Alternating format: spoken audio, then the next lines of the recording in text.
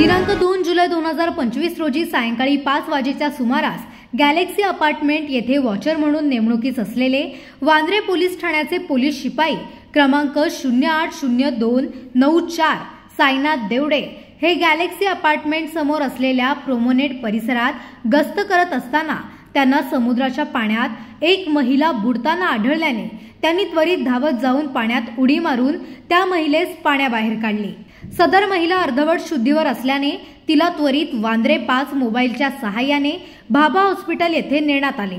नमूद महिलेचे नाव श्रीमती वेनेंटिया सरिता क्रास्टा, वय वर्ष 53, राहणार Ashiana apartment, Saint Baptist road, Vandre पश्चिम, मुंबई असे असून ती मनोरुग्ण आहे व गेल्या 20 वर्षांपासून तिच्यावर उपचार सुरू आहेत।